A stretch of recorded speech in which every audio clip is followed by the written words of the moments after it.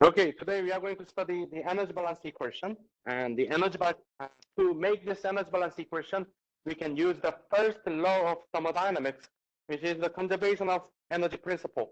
According to this conservation of energy principle, energy transfer that goes into a system minus energy transfer that comes out of the system should be the same as the change in the total energy of the system. So that's how we make the energy balance equation. Okay. There are two energy transfers that we studied in chapter 2. The first one is heat transfer. We use Q to represent heat transfer. So there's a Q in, and there can be energy transfer by work W in. And there are also two different energy transfers from a system to the surroundings. So the energy transfer leading the system, they are heat transfer Q out and energy transfer by work W out. These are leaving the system. So we can take a negative sign in front. And how can we determine the change in the total energy of a system? We can say the total energy at the final state, which is number 2, minus the total energy at the initial state, number 1. So that's how we determine the change in the total energy. So number 1 represents the initial state. Number 2 represents the final state. Okay. So this is the energy balance equation that we are going to study. But that's not complete because we also studied how to determine this total energy. And in this total energy, there are 3 of them: thermal energy, U, kinetic energy, and potential energy. So this E2, the total energy at the final state, can be U, the internal energy at the final state, plus kinetic energy, Ke, at the final state, plus potential energy, Te, at the final state, minus the total energy at the initial state, U1, plus the kinetic energy at the initial state, Ke1, and potential energy at the initial state, Pe1. So that's how we determine E2 minus E1. And we also studied that, when we use energy balance equation, we prefer using specific properties rather than this extensive properties. So how can we do that? We can take the mass out of the system. So this is going to be mass times specific internal energy U2 plus, how do we determine this kinetic energy? Mass times velocity square over 2. So we can say V2 square over 2, and potential energy, specific potential energy, mass times gravity times elevation Z2 minus mass times U1 plus V1 square over 2 plus potential energy, gravity, elevation Z. So that's how we determine the change in the total energy of a system. Mass times specific energy per the total energy per unit mass minus mass times total energy per unit mass. This is the initial state. This is the final state. Okay. So this is going to be Q in plus W in minus Q out minus W out is this one. So this is the energy balance equation we are going to solve. Okay. Then let's solve a couple of problems together. to understand how to use this energy balance equation.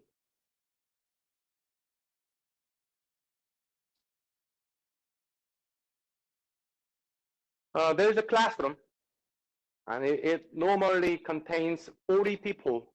Is to be air conditioned with window air conditioning units of 5 kilowatt cooling capacity.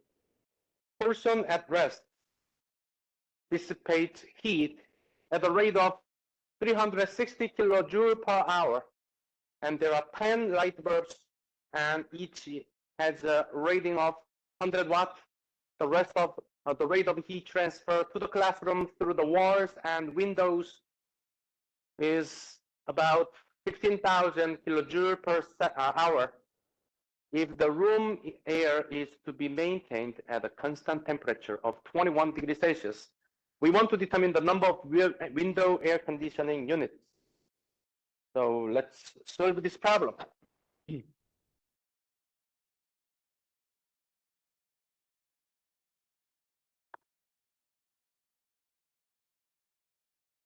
First of all, when you want to, analyze a thermodynamic problem, the first thing you need to do is you need to determine your system.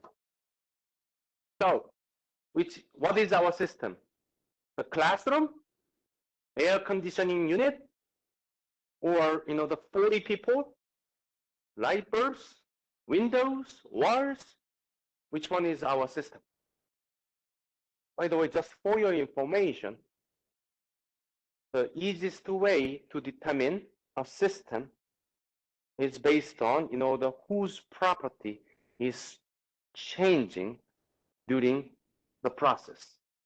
So what property is our focus? What do we want to do here?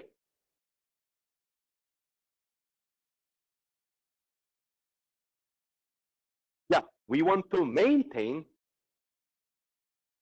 the temperature of what? Air conditioning unit? Classroom? 40 people? Whose temperature is that? Classroom? Like wall, ceiling? Air conditioning, the temperature of the air conditioning unit? No.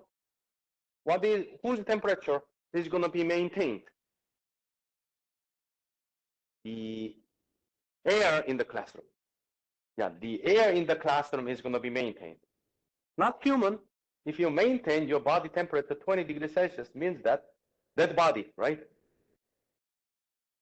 So the temperature of our interest is going to be the temperature of the air in the classroom. So we run the air conditioning unit to maintain a constant temperature of the air at 21 degrees Celsius.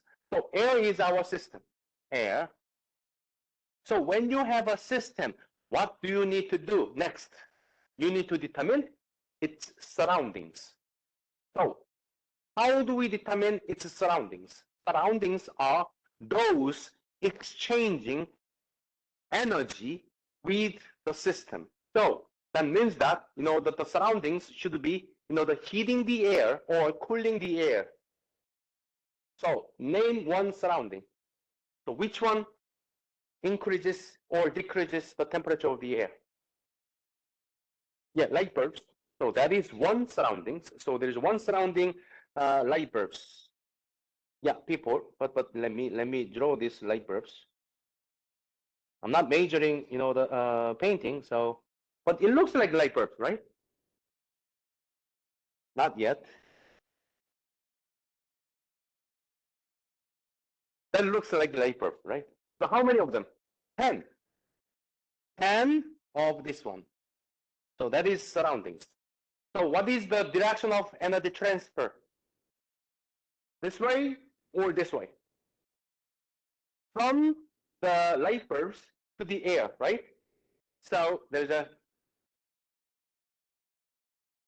is this incoming or outgoing? Incoming, since this is your system.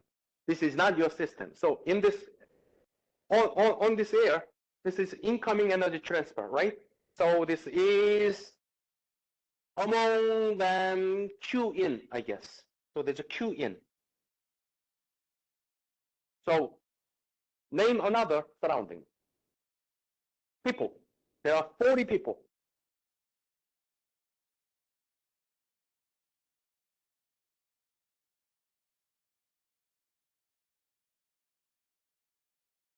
That's my best.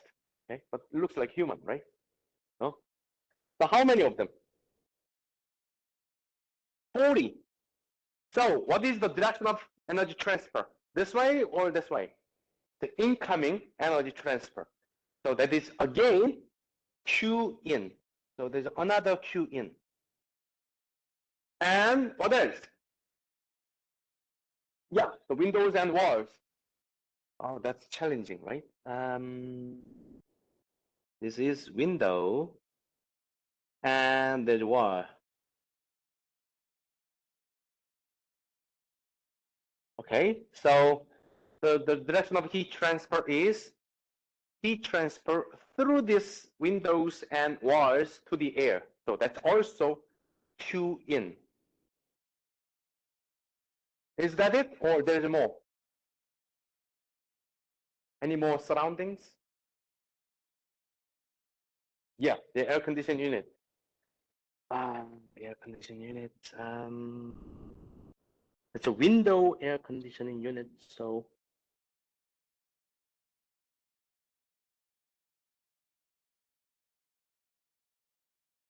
cold air. And I need to have on and off, right? So this is air conditioning unit. What is the direction of heat transfer? Energy transfer this way. Then outgoing energy transfer. Q out. Anything else? No.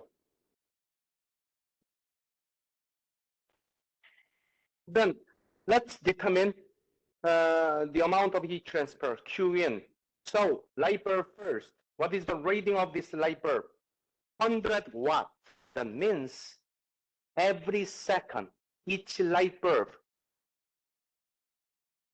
transfers 100 joule of heat. So that each one is 100 watt. But 100 watt is too small. So let's use kilowatt. So it's going to be 10 times, each one is 0.1 kilowatt. So 1 kilowatt of heat transfer rate to the air. What about 40 people? Each dissipates heat at the rate of about 360 kilojoule per hour. So there are 40 of them, and each dissipates 360 kilojoule per hour. You don't like kilojoule per hour, right? So 1 hour is 3,600 seconds. So 360 divided by 3,600, that is 0.1 kilowatt multiplied by 40, so that's 4 kilowatt. What about the window, the heat transfer rate through the windows? 15,000. So 15,000 kilojoule per hour multiplied by 1 hour over 3,600 seconds. So what do we have? 4.17 kilowatt.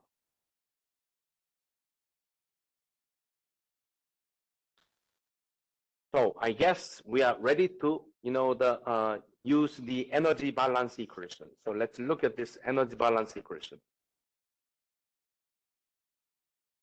I'm going to write this energy balance equation here.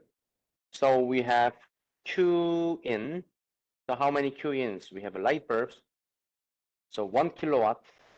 Let me write the energy balance equation first. Q in plus W in minus Q out minus W out is going to be mass times U2 minus U2 plus V2 square over 2 plus G times Z2 minus mass times U1 plus V1 square over 2 plus G times Z1.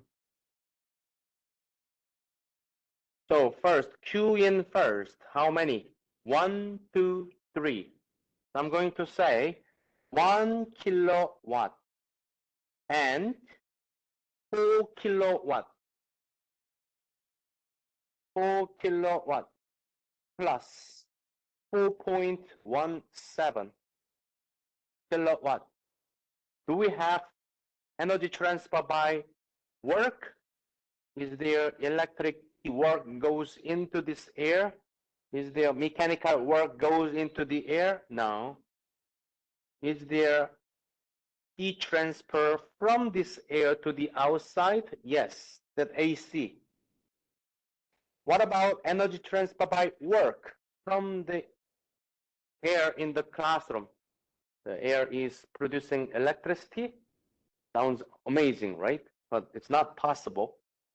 What about, the kinetic energy change? Is the air velocity in the classroom changing before and after? No. Is there potential energy change before and after? If the classroom as tall as Mountain Everest? No. So we can neglect potential energy change. We can neglect kinetic energy change. Now, thermal energy. U2 and U1. That is, they are internal energies. What are internal energies? There are two internal energies, sensible energies and latent energy. Sensible energy is the energy associated with temperature change, goes up or down. By the way, we assume that there is no chemical reaction, there is no nuclear reaction. I hope not. There is no nuclear reaction in the classroom air. No chemical reaction. So in that sense, this U2 and U1, are related to sensible energy and latent energy. If there is a sensible energy change, meaning is that the temperature of the air is changing. What is the temperature of the air? 21 degrees Celsius. It's not changing. So sensible energy of the air is not changing. What about latent energy? Latent energy is the energy associated with phase change. So air becomes liquid air, solid air. Not possible, right? So there's no internal energy change. So the right-hand side is going to be 0. So if you solve this one, you can determine, the cooling capacity required for the AC unit. So you can determine that. Am I right, or there's a mistake here in this process? When I say like that, there must be a mistake, right? Yes, there is a mistake. One mistake I made.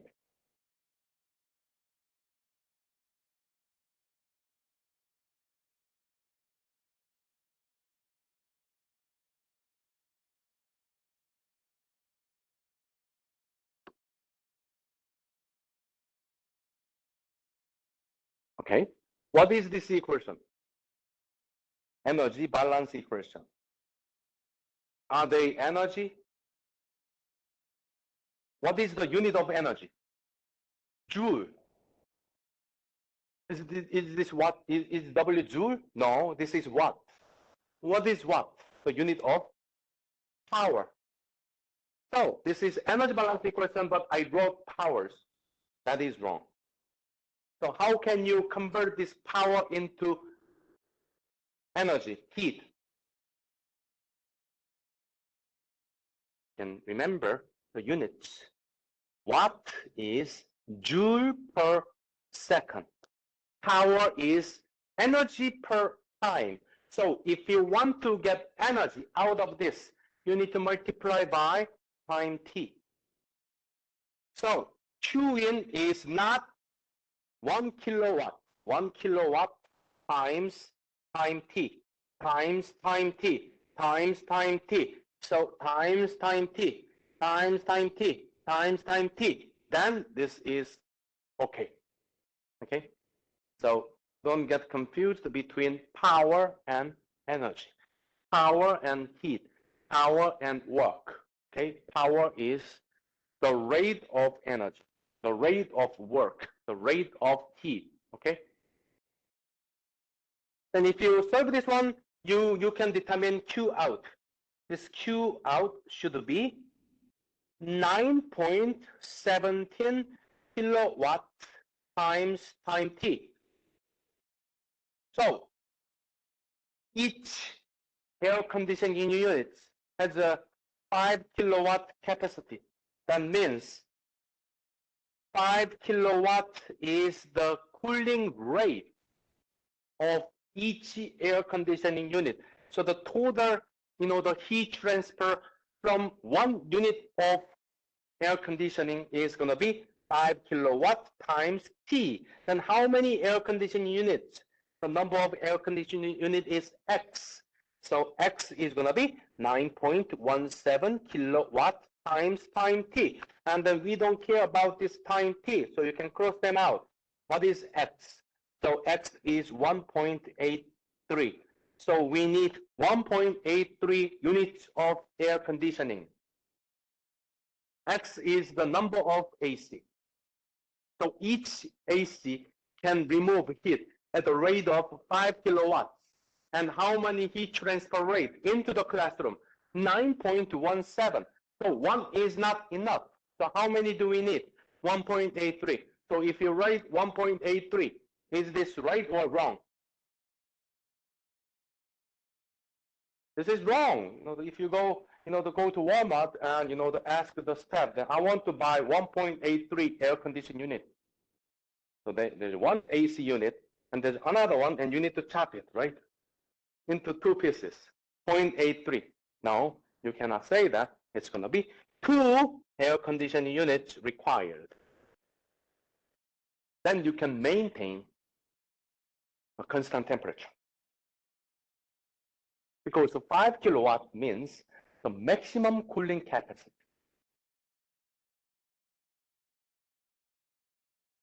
Any question about this problem? So this is how we use this energy balance equation. Of course, this problem looks pretty simple because we don't evaluate U1 and U2. But when we go to chapter 3, we are going to evaluate U1, U2, and etc., etc. That those things can be a little complicated. Because the temperature is not changing. According to the problem, it says temperature is constant. So if the temperature is constant and there is no phase change, what is the change of internal energy? 0.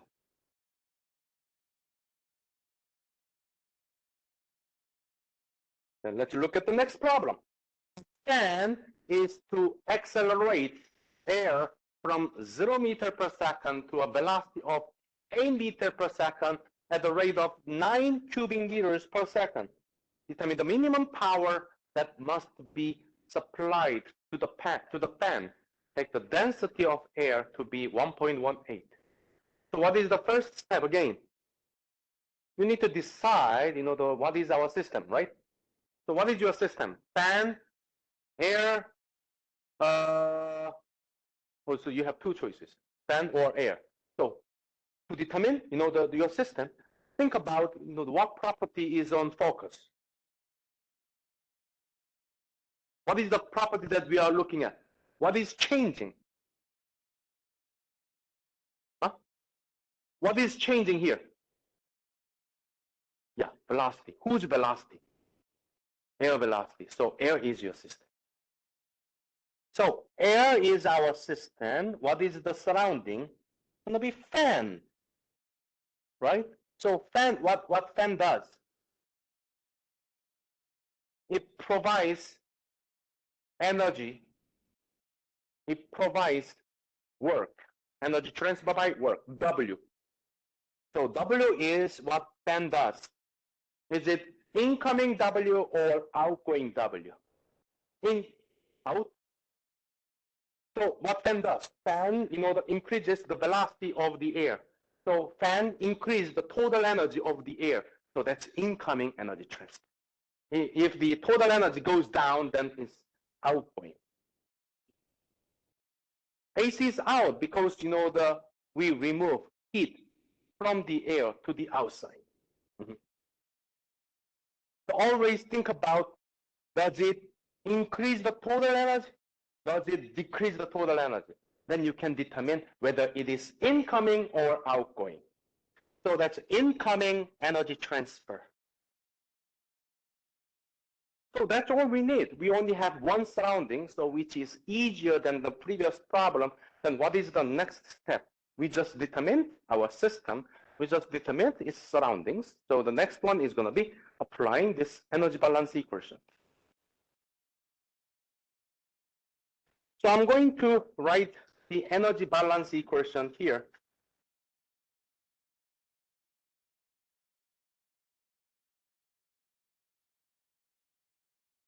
The energy balance equation is always Q in, W in minus Q out minus W out is going to be mass times U2 plus velocity 2 square over 2 plus gravity elevation Z2 minus mass times U1 plus velocity 1 square over 2 plus gravity elevation Z1.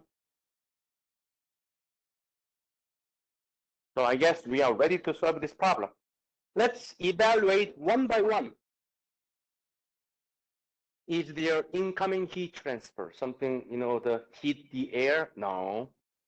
Is there incoming energy transfer by work? Yes, the fan is providing work. And what about, the outgoing heat transfer? Air is cooled by the surrounding. No, there's no such a thing. Air produces power to the surroundings. Does it produce electricity or produce shaft work? None of them. What about air temperature? Air temperature should be constant unless air temperature is constant. So you can neglect internal energy change. What about kinetic energy?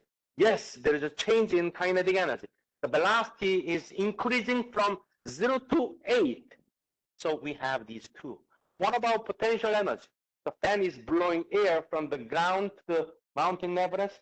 No, there's no elevation change. So you can neglect potential energy. So the energy balance equation is pretty simple. W in is mass times V2 square over 2 minus V1 square over 2. Then, what do we want to determine? Determine the minimum power. Oh, where is minimum power? So this is the minimum power. Am I right or wrong? No, this is not power, right? This is work. So how do you get power?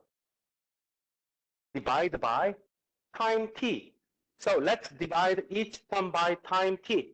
Time t. So then what do you get? W over t. What is that? W dot in is m over t. What is m over t? M dot times v2 square over 2 minus v1 square over 2. So this is the minimum power that we want to determine. So this is the minimum power that we want to determine, the unknown, question mark. How do you determine m dot? M dot is mass flow rate. There are two different ways to determine m dot. The first one is density times volumetric flow rate. The other one is density times average velocity times cross-sectional area. So which one do we use? We know the volumetric flow rate, which is 9 cubic meters per second. So this one is 9 cubic meters per second.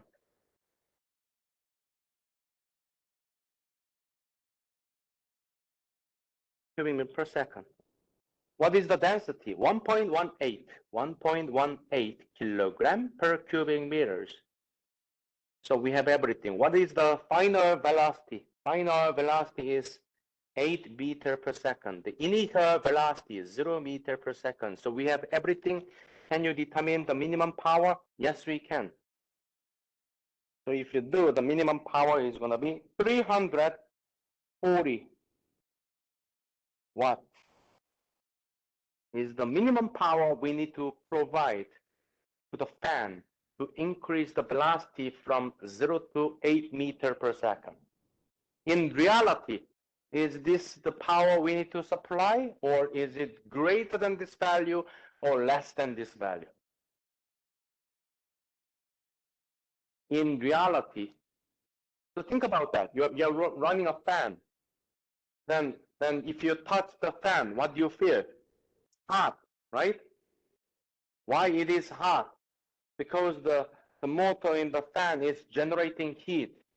Do we want to generate heat? No, we don't. However, there's a friction that is going to create heat. So the heat is going to be waste of energy.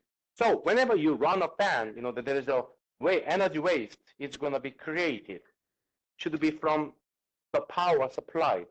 So since the energy waste is going to be created, you need to provide more power than this one. Because if you provide the exact 340 watt, the velocity increase is going to be less than 8 meters per second, because some of the power is going to be used to create heat. Okay? Any question about this problem? No? Okay. And let's talk about the last part of this chapter 2. Efficiency. Efficiency. We are going to talk about efficiency in detail when we go to chapter 5. So, this is just introductory level. Efficiency means that we use efficiency to evaluate the performance of a thermodynamic device. So, how do we determine efficiency? The same rule everywhere. Desired output over required input.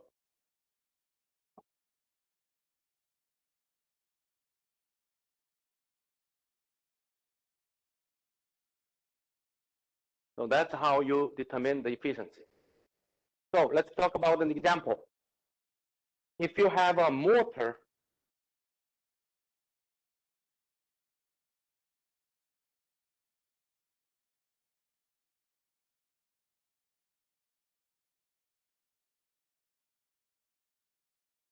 let's say that you bought a Tesla.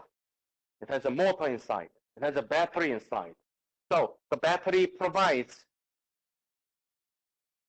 100 kilowatt of electric power to the motor, and the motor runs 80 kilowatt.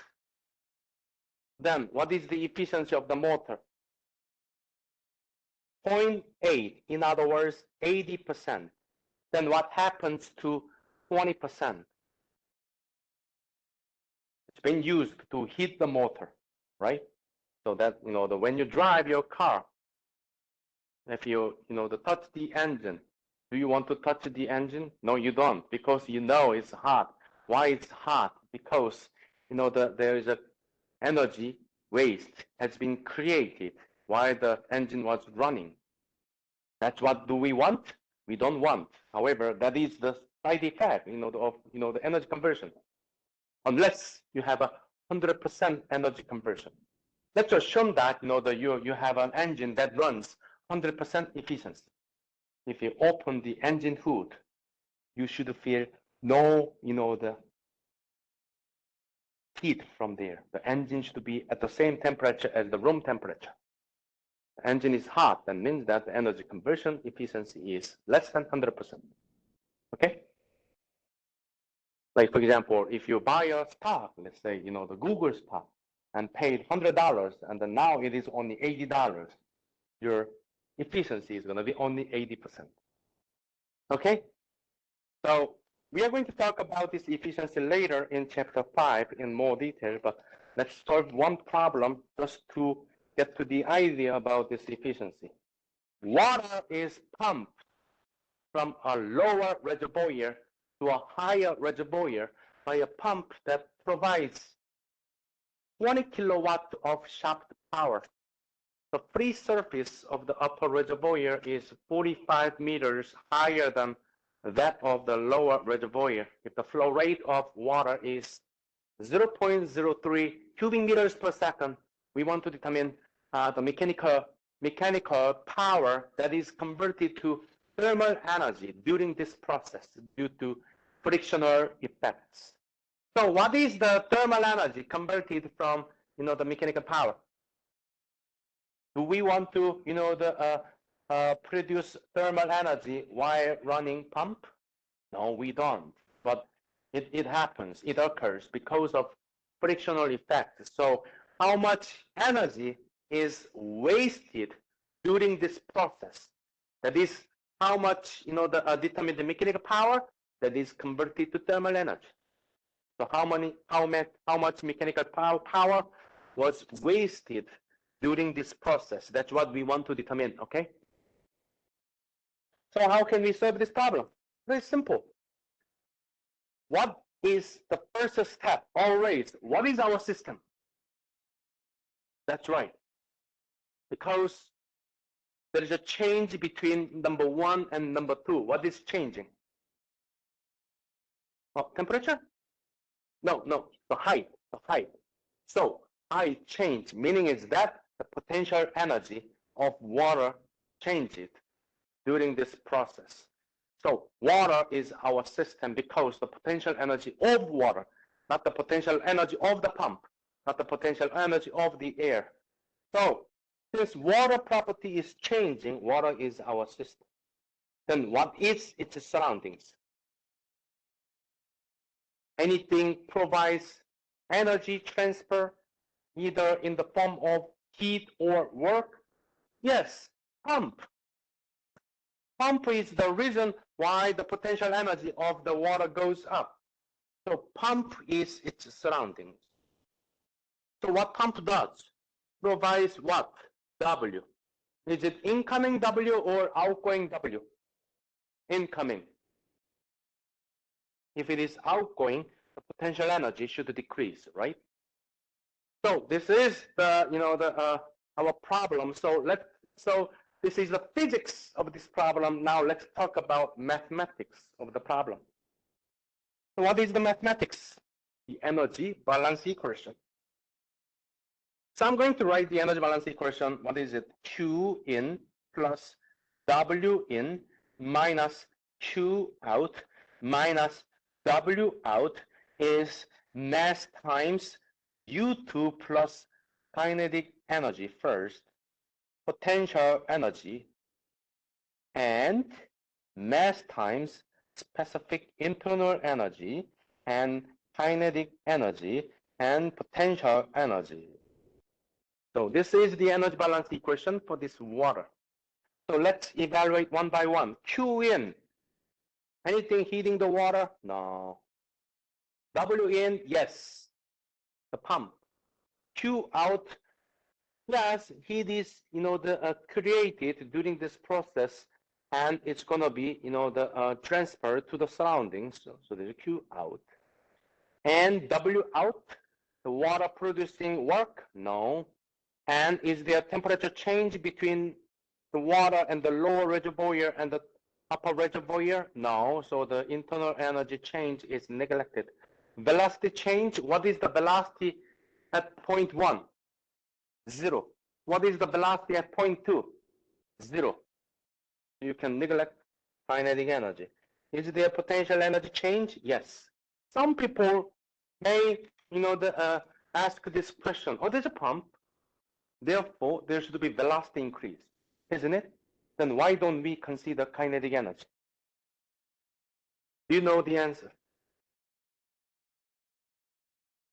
The answer is simple. Of course, there is a velocity change before and after this pump. But if you want to, consider that kinetic energy change, your number 1 should be the inlet of the pump. Your number 2 should be the exit of the pump. However, we consider number 1 here, number 2 here. The change in kinetic energy is already converted to potential energy here. So the sum of kinetic energy and potential energy between number 2 here and the exit of the pump is the same. That is our assumption. So if you want to consider kinetic energy change due to the velocity increase, from this pump, you need to consider number 1 and number 2. In that case, the change in potential energy is very small, but there's a large kinetic energy change. But instead, we consider here and there, so, the kinetic energy increase can be converted to potential energy increase. So you can only consider potential energy change rather than kinetic energy, potential energy together. That's why we select number 1 on the free surface of this lower reservoir number 2 on the free surface on the upper reservoir. Okay. So what is the energy transfer input? 20 kilowatt. So I'm going to say 20 kilowatt. Is this right or wrong? Wrong, because this 20 kilowatt is what? Power. What is W in? Work. Then power is work divided by time. So if you want to determine work, you need to multiply by time t. Q out is the unknown that we want to determine. And do we know the mass? Oh, wait. Instead of 20 kilowatt times T, you can divide this energy balance equation by time T, right? We can do that, the same thing, right? Then we can get rid of this time, and we have m dot on the right-hand side. How do we determine this m dot? Density times volumetric flow rate. What is the volumetric flow rate? 0.03 cubic meters per second. Do we know the density? We don't. What is the density of water? We all know the answer. 1,000. Always 1,000 kilogram per cubic meters. And what about G, gravity? 9.8 meter per second square. What about Z2? 45 meters. Then Z1, 0 meters. So we have everything. Can you determine Q dot out? Yes, we can. If you do, you get 6.8 kilowatt. So that's how you determine the thermal energy produced during this process. But that's not the end. Then what is the efficiency of this pump? By the way, efficiency, we use this Greek letter, efficiency of the pump. How do we determine this efficiency? Desired output over required input.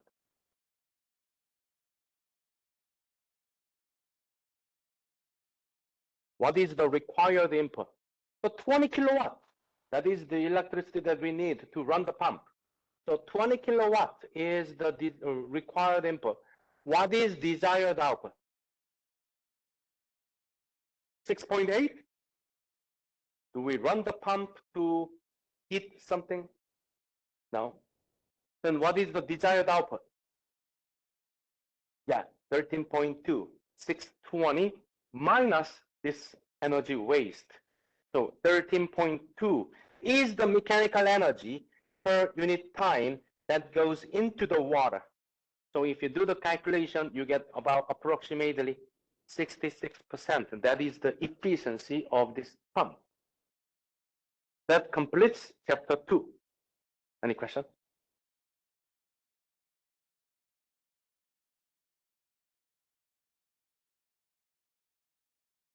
So you have a new homework assignment due in a week by Tuesday next week, 2 p.m.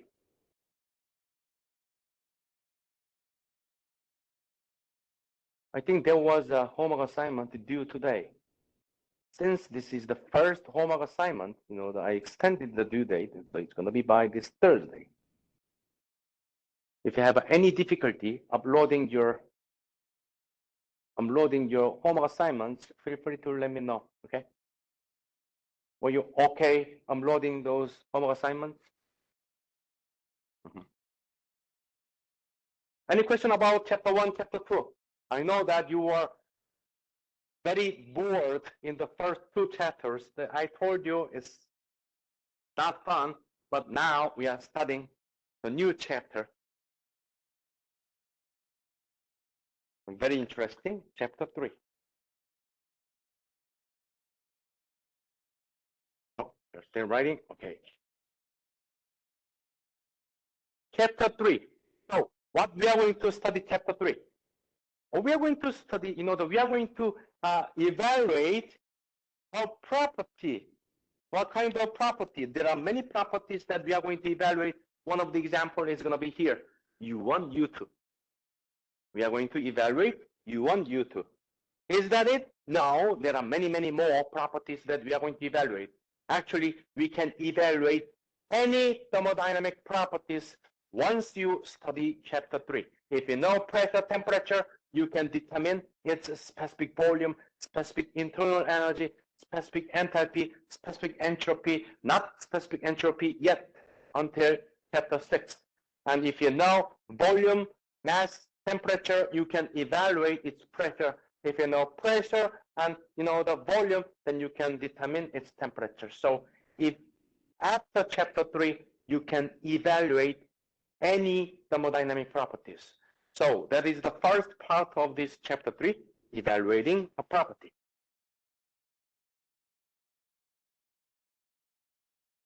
But there are, the two different ways to evaluate a property depending on their internal energy. So when we talk about internal energy, what do we have? We can consider thermal energy, chemical energy, nuclear energy, but our assumption is there is no nuclear reaction. If you want to study nuclear reaction, you got the wrong major. So you need to find a nuclear engineering department. There is no chemical reaction. That's our assumption. Again, if you want to study chemical reaction, in the wrong major, right? Go to chemical engineering department. So our assumption is there is no chemical reaction, no nuclear reaction, which is very common in the many engineering applications. Okay, so when we say internal energy, we assume that thermal energy. But in thermal energy, there are two different types of thermal energy. The first one is sensible energy. The other one is latent energy. So what is sensible energy? The energy associated with temperature change. If you have coffee, you heat this coffee, then what happens is temperature goes up. If you cool this coffee, temperature goes down. That is the change in sensible energy. So the sensible energy is the energy associated with temperature change, up and down. What about latent energy? So I'm going to, heat this coffee, its temperature goes up, and its temperature continues to go up continuously, like up to 6,000 degrees Celsius, like the same temperature of the sun. No, that's not possible. Once it reaches its boiling temperature, usually 100 degrees Celsius at 1 atmospheric pressure, the temperature does not go up anymore. It stays there at the boiling temperature. Instead of temperature change, if you heat the system, it's going to change its phase. So liquid molecules become vapor molecules. That's what we say, boiling, right? So the energy associated with phase change between solid, liquid, between liquid and vapor, or between solid and vapor, the energy associated with phase change is called latent energy. So some engineering applications, we only consider sensible energy change. The others, we consider both of them. Usually those, whose system is water or refrigerant, such as AC unit, refrigerator, freezer, or heat pump, they use the change in latent energy. So we cannot use one equation to account for the change in latent energy and sensible energy together. So we are going to use property tables to evaluate a property of a material whose sensible energy, latent energy change at the same time. They are called phase change materials, PCM, usually water and refrigerant. So those materials whose name is R some numbers, they are refrigerants. R12, R134, R22. There are many, many refrigerants in the world, and one of the most famous one is R12. What is that? Freon gas that destroying the ozone layer, so it increases the chance to get skin cancer, right? So those are the materials that related to sensible energy change and latent energy change. So we are going to study how to evaluate these how to evaluate a properties or property of these phase change material first, using a number of tables. If you look at the back of your textbook, you will see appendix table whose page numbers are from 1 to 96. So we will use those tables to evaluate the property. That is the first part of chapter 3. And second, pure material like pure solid, pure liquid, pure vapor, pure gas, so whose phase may not change during a process. In that case, we are going to use several equations to determine their properties. So that's the second part. So we have two parts. First, phase change material, and second, pure material. Right? So we are going to study phase change material first, then go to the pure system. Now, then we have an exam. And after the exam, we go to the pure system. Okay? So the first exam covers chapter 1, chapter 2, and properties of phase change material. Okay?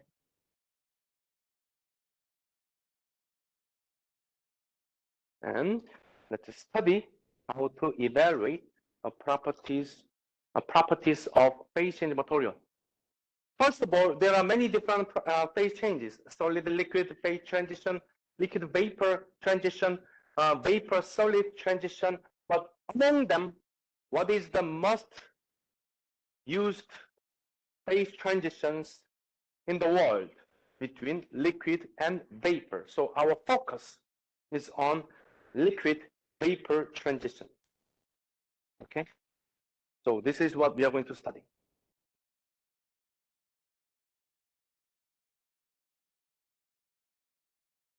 To be able to, evaluate a property between liquid vapor transition, we first need to understand this phase change process. It's not like a simple liquid and vapor. There are 5 phase change processes. So that's what we are going to study first. There are compressed liquids, saturated liquids, saturated mixtures, saturated vapors, and superheated vapors. So there are 5 phase change processes. Phase change process number 1, number 2, 3, 4, and 5. Unfortunately, this is what you need to memorize. You need to memorize these 5 phase change processes. Because if you do not know what phase change process your system presently exists as, you cannot evaluate their property. So let's study, when it is compressed liquid, when it is a saturated liquid, etc. Okay. So the simplest way to understand, the phase change processes is to look at an example. So let's assume that, I want to drink a hot coffee. If you want to drink a hot coffee, you need to brew hot coffee first. And how can you do that? You need to boil water. So this is a pan, there's a water up to here. Initially, the pressure is going to be 1 atmospheric pressure. By the way, 1 atm is not the standard pressure unit, so let's use kilopascal. 1 atm is 101.325 kilopascal.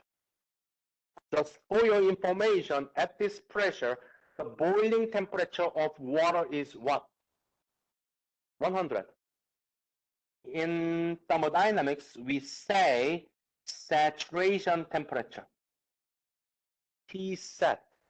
So since today, as long as you are in this major, there's no boiling temperature. It's going to be saturation temperature. After you study thermodynamics, the saturation temperature of water is 100 degrees Celsius. So can we say saturation temperature of water is 100 degrees Celsius? You can, because these saturation temperatures depend on pressure.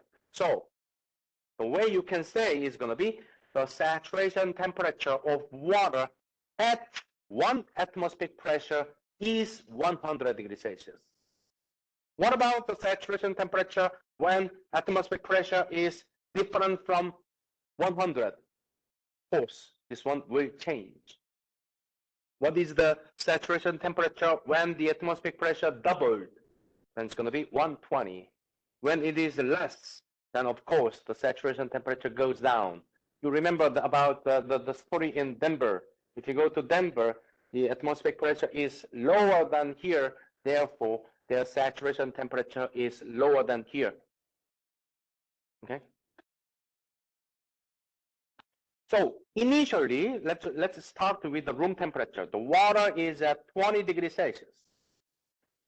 So 1 atmospheric pressure, 1 atmospheric pressure, like the pressure in this classroom, there's a water at 20 degrees Celsius. Do you expect a phase change? No, it is far below than the boiling temperature. So we don't expect any boiling. That water is called compressed liquid, a substance that is not about to vaporize. So the temperature is far below the saturation temperature. That is compressed liquid. When we study, the phase change process, it is convenient to use a property diagram. So I'm going to introduce this property diagram. A property diagram, to make a property diagram, there are 2 different ways. One is using pressure, the other one is using temperature. So let me do the simplest one first. I'm going to use this pressure at 101.325 kilopascal. I'm going to study temperature specific volume relation. This is called TV diagram. You will use this TV diagram a lot in chapter 3 until the end of this course. TV diagram doesn't mean television diagram. It's not television diagram. It's a temperature versus specific volume diagram. So let's use this TV diagram to study phase change process. Initially at 20 degrees Celsius. Down here, 20 degrees Celsius. And what is the saturation temperature? 100 degrees Celsius. So 100 degrees Celsius is up here. So initially, temperature is low, specific volume is low, so I'm going to start from here. Of course, this is compressed liquid. Now, what we are going to do is, I'm going to provide heat. I'm going to heat this water. So there's a Q in. So there's a heat transfer into the water. Then what do you expect? Phase change? From liquid becomes vapor? No, we expect the temperature of the water go up, right? So it becomes 20, 30, 40, 50, 60, 70, etc. In the meantime, its volume also goes up. Of course, the change in the volume is too small, but still the volume goes up.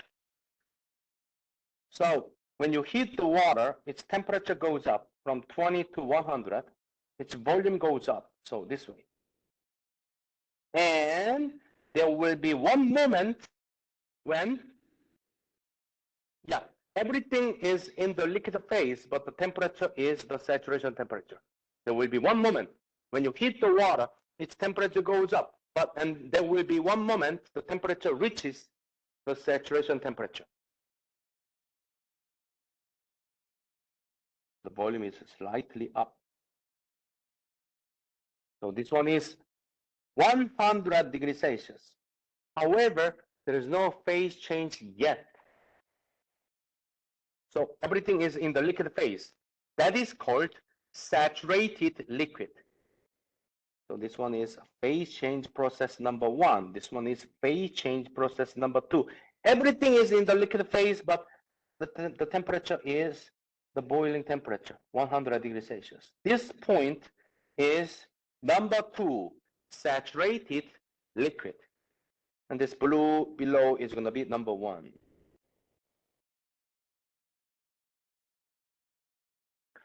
Then you have a saturated liquid.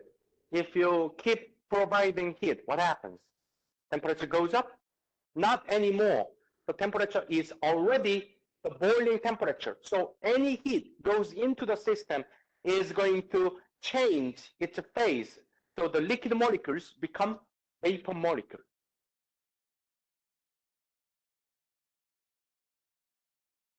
So now we have a phase change. So phase change process number 3. We have water, and there's a bubble formed from the bottom of this pan, and it moves upward because the density of vapor is less than the density of water. So when you boil water, this is what you see. The bubble forms on the bottom, and then it moves upward, right? So this is phase change. Process number 3, saturated mixture. So now we have a saturated mixture. What happened to the temperature? Temperature is constant at 100 degrees Celsius. So there is no more temperature change. During boiling, the temperature is fixed at 100 degrees Celsius, and you know that there is only phase change. Liquid molecules become vapor molecules. That is saturated mixture. At this point, temperature stays the same. Since liquid molecules become vapor molecules, its volume goes up, right? Because vapor has much lower density than liquid water. That is saturated mixture, number 3. And there will be one moment when every molecule in the system is vapor, but the temperature is still at the saturation temperature.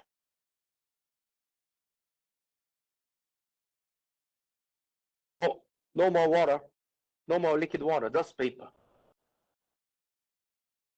But the temperature is 100 degrees Celsius. It is phase change process number 4, saturated vapor. This point. Now, any more heat into the system cannot induce phase change, cannot make phase change, because everything is already in the vapor phase. So any additional heat into the system is going to increase the temperature. So now temperature goes up. Everything is in the vapor. And temperature goes up. 110, 120, 130 is so greater than 100 degrees Celsius. That is phase change process number 5, superheat vapor. This way, number 5.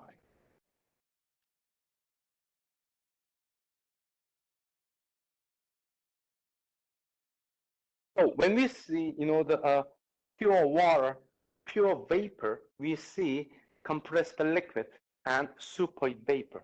During the phase transition, these are the steps. Compressed liquid, saturated mixture, saturated vapor, and superheated vapor. So unfortunately, you need to memorize them.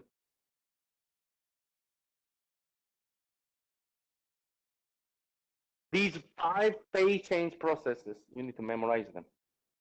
Oh, by the way, if you don't want to memorize them, that's okay.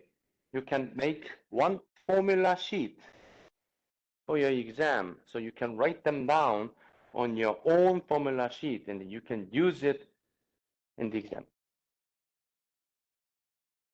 Huh? After we finish evaluating a property of phase change material, I guess maybe we can finish by next week. Then an exam is a week after we finish this one.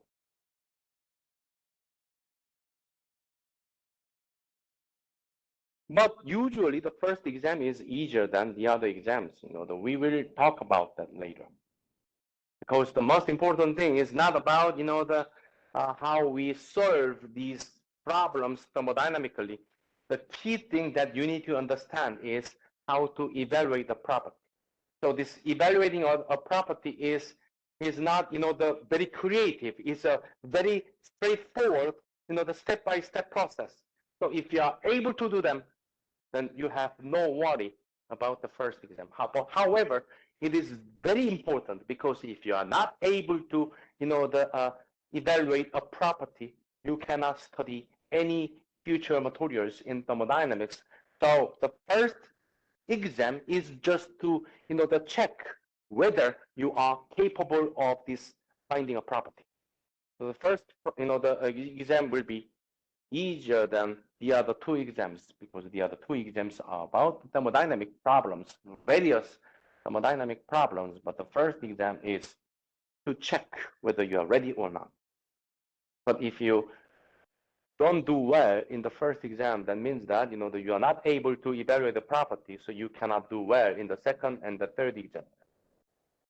So even though you didn't do well in the first exam, you will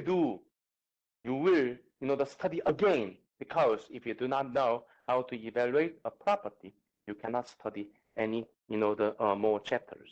Okay, so this is that important.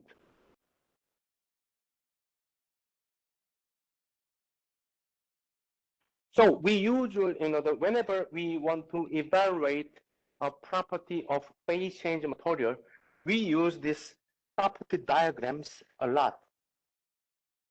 So this is how we, make a property diagram. So there are two different property diagrams. One is PV diagram. The other one is PV diagram.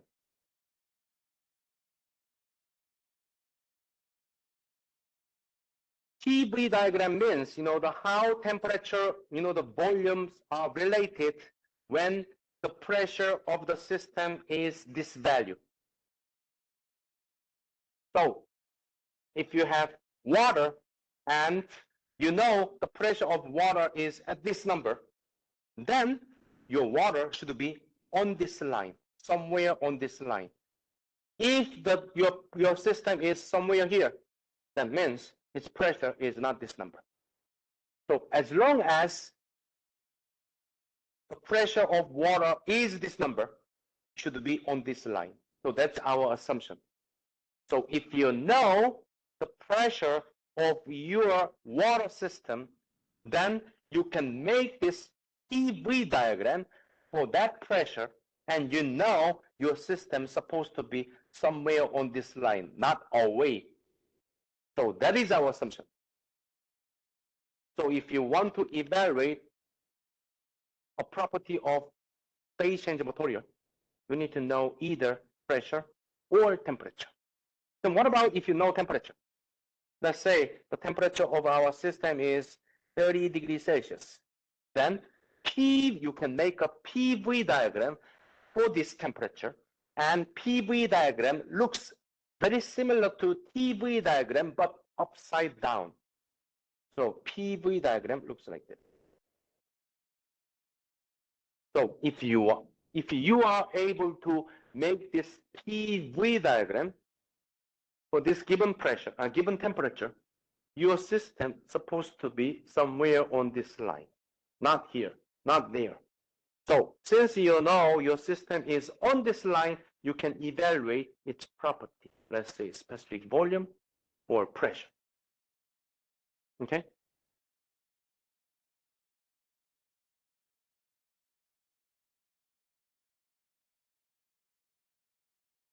Then, what is the important value, when you want to make this TV diagram?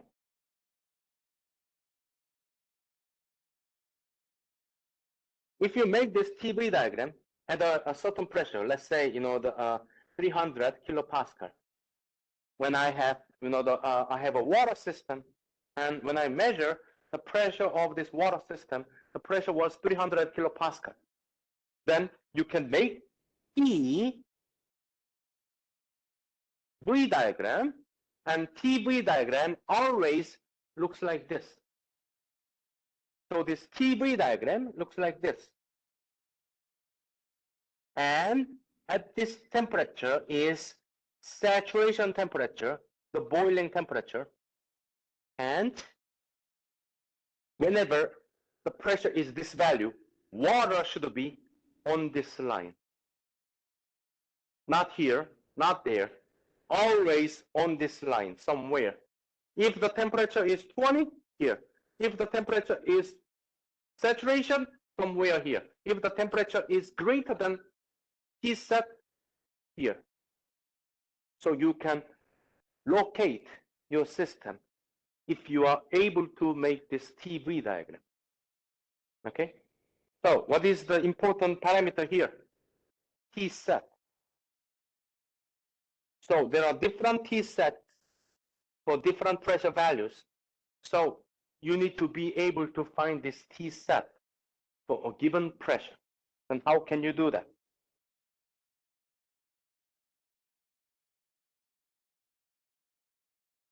You can go to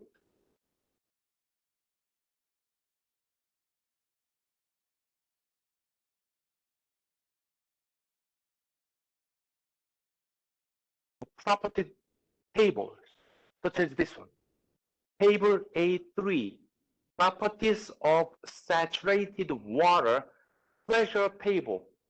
You can download this table from Blackboard, or this is one is available at the end of your textbook, okay? This one is pressure table. That means if you make TV diagram at this pressure, then you use this pressure table. If you see there's a pressure table, then you can guess there should be temperature table. Table A3 is pressure table. Table A2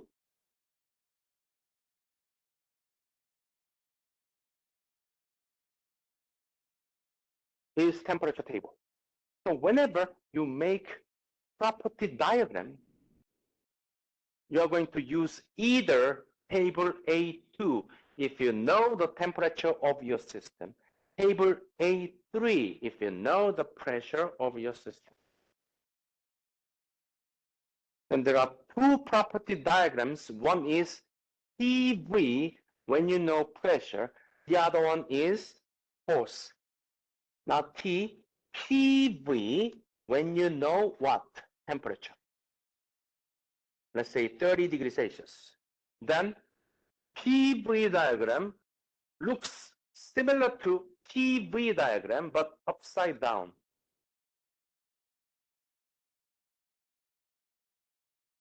And of course, we need the reference pressure that is called P set, saturation pressure. And on this TV diagram, compressed liquid is here. So this one is number 1, compressed liquid. This point is number 2, saturated liquid. Here is number 3, saturated mixture. Here is number 4, saturated vapor. Here is number 5, superheated vapor. So there are 5 phase change processes. Similarly, on this PV diagram, we have number 1, compressed liquid. Number 2, saturated liquid. Number 3, saturated mixture. Number 4, saturated vapor. Number 5, superheated vapor. So it is very important for you to be able to make either PV or PV diagram. So that is always the number one step when you want to evaluate a property. Of course, you need to know either pressure or temperature. That is the starting point. If you know pressure, which one? PV. If you know temperature, which one? PV. Okay. So that's all for now. You know that we are going to continue these PTV and PV diagrams this Thursday. Okay. Any questions? No. Then see you on Thursday.